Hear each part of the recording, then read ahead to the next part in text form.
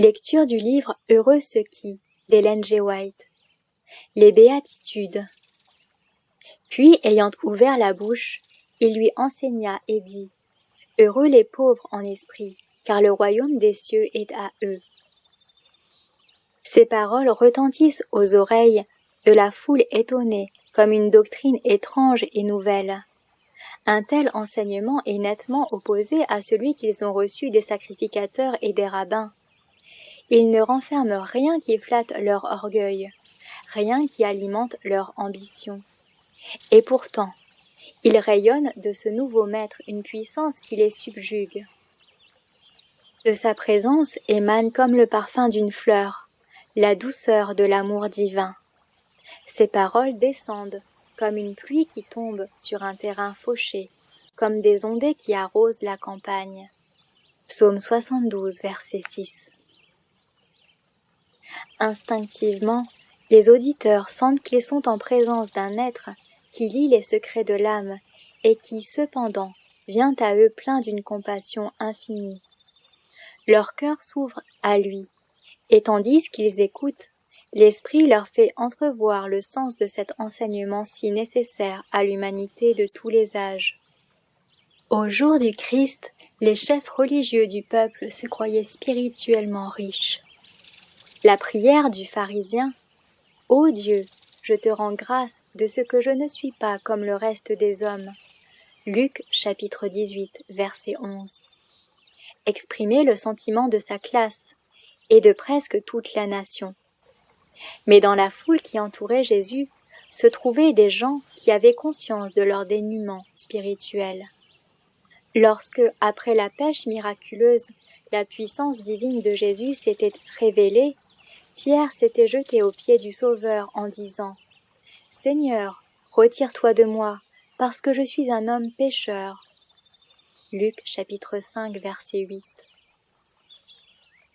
Dans cette foule, assemblée sur la montagne, se trouvaient aussi des prêtres qui, en présence de la pureté de Jésus, se découvrant malheureux, misérables, pauvres, aveugles et nus, Apocalypse chapitre 3, verset 17, soupiraient après la grâce de Dieu, source de salut pour tous les hommes. Tite chapitre 2, verset 11. Les paroles de Jésus, ranimant l'espérance endormie dans ces âmes, leur faisaient comprendre que Dieu leur offrait le bonheur. Le même bonheur gratuit, présenté par Jésus à ceux qui se croyaient riches et à l'abri du besoin, fut au contraire repoussé par eux avec dédain et mépris. Celui qui s'estime saint, juste et bon, qui est satisfait de soi, ne cherche pas à bénéficier de la grâce et de la justice du Christ. L'orgueil ferme le cœur à la douce influence du Sauveur et aux bénédictions qui découlent de sa présence. Il n'y a pas de place pour Jésus dans de telles âmes. Ceux qui sont riches et honorables à leurs propres yeux ne demandent ni ne reçoivent la bénédiction de Dieu. Ils se croient pourvus et s'en vont avides, tandis que ceux qui sentent leur incapacité de faire leur salut ou d'accomplir par eux-mêmes une bonne action apprécieront l'aide que Jésus leur apporte. Ce sont là les pauvres en esprit, ceux auxquels précisément le bonheur est promis. Pour pardonner à l'homme, Jésus lui inspire le repentir. Le Saint-Esprit le rend conscient de ses fautes et lui fait comprendre qu'il n'y a rien de bon en lui, que l'égoïsme et le péché entachent toutes ses actions. Comme le pauvre publicain, il se tient à l'écart, n'osant lever les yeux et s'écrie : « Ô Dieu, sois apaisé envers moi qui suis un pécheur. » Luc chapitre 18, verset 13. Et il est exaucé. Le pardon est pour celui qui se repent, car le Christ est l'agneau de Dieu qui ôte le péché du monde. Dieu dit : si vos péchés sont comme le cramoisi, ils deviendront blancs comme la laine. Ésaïe chapitre 1, verset 18. Je vous donnerai un cœur nouveau, je mettrai mon esprit en vous.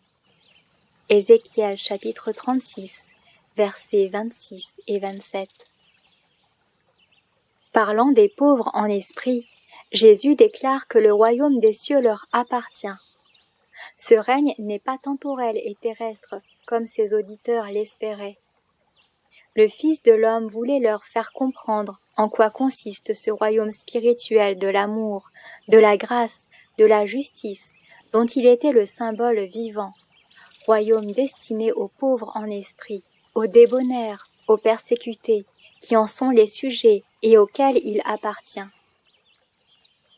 Bien qu'elle ne soit pas encore achevée, l'œuvre est commencée en eux et les rendra capables d'avoir part à l'héritage des saints dans la lumière. Colossiens chapitre 1, verset 12. Tous ceux qui sont conscients de leur profond dénuement spirituel trouveront justification et force en regardant à Jésus. Il leur dit : « Venez à moi, vous tous qui êtes fatigués et chargés, et je vous donnerai du repos. » Matthieu chapitre 11, verset 28. Il nous invite à échanger notre misère contre les richesses de sa grâce. Nous ne méritons pas l'amour de Dieu, mais Jésus-Christ, notre avocat, se charge de sauver parfaitement tous ceux qui viennent à lui.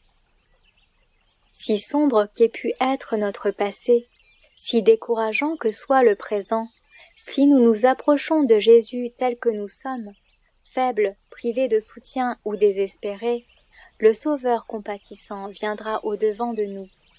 Il nous entourera de ses bras avec amour pour nous présenter au Père, revêtu de son propre caractère comme d'un vêtement éclatant. Il intercédera pour nous auprès de lui en disant : « J'ai pris la place du pécheur, n'abaisse pas les regards sur cet enfant prodigue, mais regarde à moi. » Si Satan nous accuse à grands cris en dévoilant notre péché et en nous revendiquant comme sa proie, sachons que le sang du Christ plaide avec une puissance plus grande encore pour nous arracher à lui. En l'Éternel seul réside la justice et la force. Par l'Éternel seront justifiés et glorifiés tous les descendants d'Israël. Ésaïe chapitre 45, versets 24 et 25.